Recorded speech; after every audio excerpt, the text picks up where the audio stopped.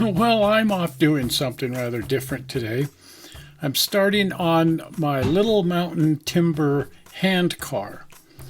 And this has been, as part of the roundhouse project and the engine shop project, I've got a handcar set out, which I've mentioned in the past. And I thought, well, I'm going to press ahead with the roundhouse and the turntable and all of these things.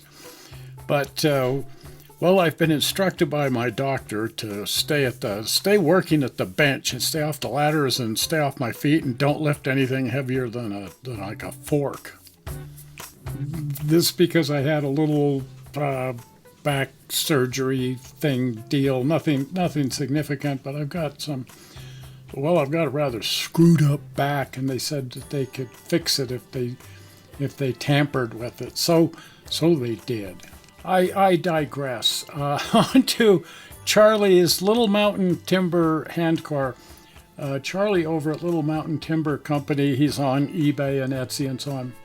He makes a whole line of just really cool products, but the flagship product is his FN3 hand cart. It's a combination of laser cut wood and mostly, of course, 3D printed materials.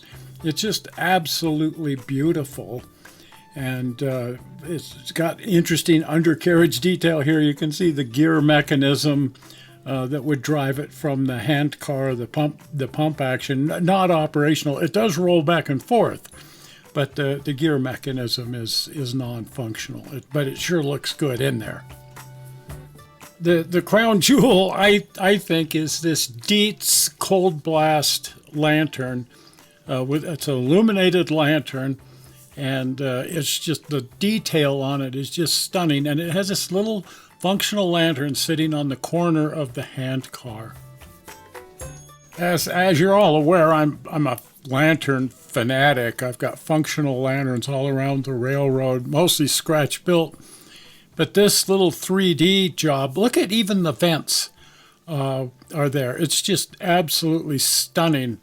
And because of the way he's done it out of this clear 3D printed material, it lights up and looks just exactly correct. As I mentioned, it's printed out of a clear material, 3D printed this way, and then you complete the look by painting in the metal areas so the light doesn't shine through those. Typically in the Dietz metallic blue, but Dietz also offered it in black. So this is the kit as delivered. Right off the top here, you'll notice a couple of laser cut pieces, the floor and an assembly jig. Most of the kit is 3D printed, but it's packaged in a laser cut foam packaging material to protect it. It's amazing. It's an amazing kit. Everything about it, from the kit to the packaging, is just first class. It comes with a bunch of, I guess you could say, accessory pieces. Along with the hand cart, there's some tools that you can set on the hand cart. There's a spike barrel here, which is really fun. So there's a bunch of fun things here that come with the kit. All of these parts are mounted to sprues with very, very tiny support sprues. It looks like all of these parts are going to separate from the sprues very cleanly and very easily.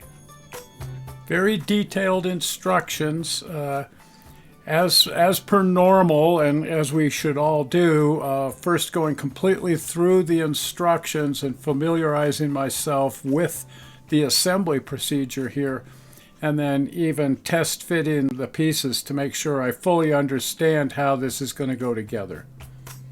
The first thing to put together is this little assembly jig made out of laser board, laser cut assembly jig. It just slides together. There's no gluing involved. And then you can set your wheels and axles into this jig, and it will hold everything in alignment while you glue it. No need to set the gauging or anything. It's all done by the assembly jig. Now, one of the two axles has this gearbox. It's of course, the drive system for the hand car. and that slides onto one of the two axles.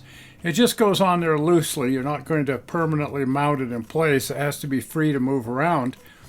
One thing that I noticed here is there's no cleanup necessary. These parts slide easily onto the brass axles, and the fit is just absolutely perfect with no adjustment whatsoever. There's no need to align the gearbox right to left because the entire axle can just be flipped over if you've got the gear on the wrong side. And now we're ready to glue the wheels to the axle. Just a drop of CA on the back side of the wheel is all it's going to take. I'm using the medium thick cyanoacrylate. The thin would work great. It would capillate up in there, but my fear is that it might go all the way up through and glue the axle to the assembly jig. So I'm just putting a drop of the medium thick on the back and then gently turning the wheel back and forth to ensure that the glue spreads up into the joint. And now I'm just setting the pillow block wheel bearings onto the ends of the axles to make sure they slide easily up on there. And I think what I'm going to do is leave those in place while I paint the wheels to ensure that I don't get any paint on the running surfaces there, either up inside the bearing or onto the axle. I can't glue it in place, of course, or then the wheel wouldn't turn, but I can just set those in place while I'm painting to ensure I don't get any paint on the running surfaces. Okay, next is attaching the brake mechanism to the frame, and this can go on two different ways. You have to make sure you're putting it on correctly. This is upside down, and as I was test fitting everything, I found I could put it in either way. And so I wanted to check to make sure I was getting that correct. And this is the correct system here, where the brake shoes hang down below the frame so that they will ride alongside the wheel, not tucked up inside. So here again, I'm just test fitting everything in place to make sure it's correct so that I don't accidentally glue my brake shoes in place upside down.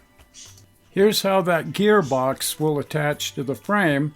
Again, if I've got the gear in backwards, I can simply flip that whole axle around. So there really is no backwards until you glue it in place, in which case you could have it backwards. So you want to test fit this and make sure that the gearbox is in alignment with the frame. Again, all of this is just setting in place. The only thing I've glued so far are the wheels to the axle and the brake shoes to the frame. I'm just test fitting everything. I want to be able to take it apart for painting. Just for fun, I set the deck in place. Fits on here nicely. In final assembly, I'll have to be careful to make sure I've got this aligned front to back, because the small hole here for the brake pedal needs to be above the brake mechanism.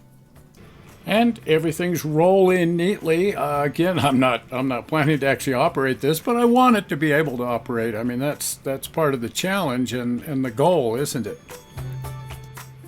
Okay, now the mechanism, the Handcar mechanism that sets on top. Again, I'm just setting these pieces in place. The crossbar sits on top of the little tower assembly, and it's got little pillow blocks pillow block bearings that align with the tower, and then the crossbars for the handles go through those openings. Again, slide neatly right through there. Everything fits just perfectly. Again, at this point, everything is on the loose except for the wheels glued to the axles. That's the only thing I've glued so far. Everything else is loose for painting. Now there's a bunch of fun little pieces that come with the handcart. All of these can set on the deck of the handcart or near the handcart, however you want to arrange that. But these will all need to be painted as well. And now on to the most intimidating part of any model, painting it. I've got the series up here called I Hate to Paint, simply because it is so intimidating. It's so easy to ruin a perfectly good model at this point. And if you mess up the paint job, you've messed up the whole model. All of this initial painting is being done with lacquer paints, my favorite paints to use, and I've been using the water-based acrylics just to try to get used to those, but for this I'm going back to my favorite lacquer paints, at least for the first coat on the model.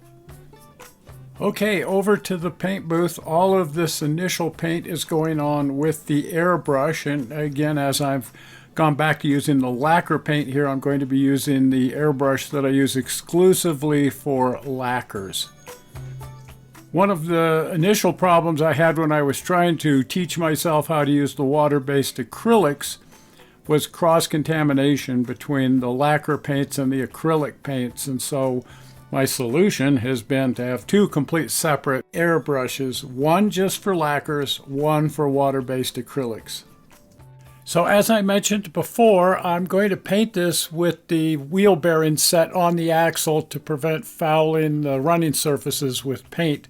I just need to be very careful to not blow them off of there with the airbrush and to make sure I'm getting paint up in behind the pillow blocks and on the wheel. So while I'm painting everything, I'm supporting it with these little alligator clip arms. Karen gave me this set for painting some time ago, and it's great. You can just clip things to these little arms, and then there's a base that holds them in place while you're painting them. Okay, quick mixture here, quick mixing of the lacquer paint. I'm using the little electric mixer directly in the bottle just to make sure everything's well stirred up. It's always important to have your paint well blended, and this is one slick little tool for doing that. With these Tamiya paints, I like to thin about 2.5 to 1, 2.5 parts thinner to 1 part paint, and I blend that right in the color cup. And now very carefully go in with very light coats on my airbrush. Whether it's the water-based paints or the lacquer paints, it's always best to work in very, very fine, thin coats, even if it means putting 10 coats on here if necessary. These lacquer paints surface dry very quickly, and it's very simple to see if you've missed any areas and any places where you may need to come in and add more fine layers. Okay, onto the frame, and for that matter the rest of the assembly. I'm painting all of this in a green color. And again, same rules, get down into all the little nooks and crannies, but with very, very fine coats, very thin coats, just coming back over and over and over as necessary, filling in any thin areas or areas that you've missed.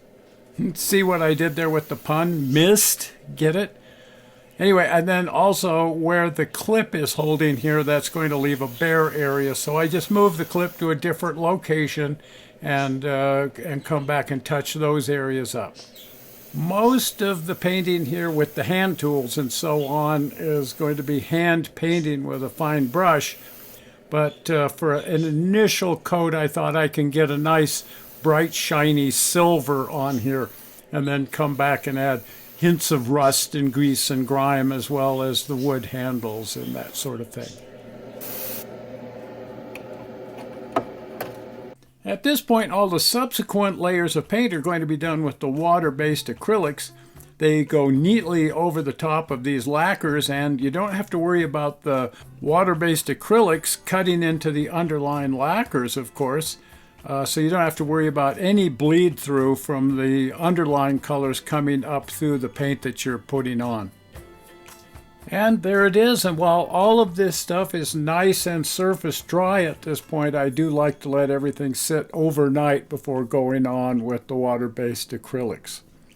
But I also wanted to test fit everything, set everything back in place, make sure all of my bearing surfaces are still working cleanly, and they are. And that everything is looking good, and there are no thin spots that I need to touch up with my airbrush before moving on. Well, we'll be picking it up from here with the hand painting on the little guy. And then once it's done, I have to build the handcar set out, and I've even got Charlie's velocipede. And I'm going to be putting a velocipede together for this location as well. And all of this will be fun, and again, it's all things that can be accomplished while sitting calmly at the workbench. And as soon as the doctor says I'm okay to climb ladders and work on the roundhouse, I'll be back on the roundhouse and the control panel for the turntable. Oh, there's just so many things to do. But the set out here for the handcar and the velocipede has always been part of the project. And so it's really fun. This whole engine shop area is just really fun to be working on. And I hope that you're going to want to follow along with all of this going forward, all of these different projects in the engine shop area.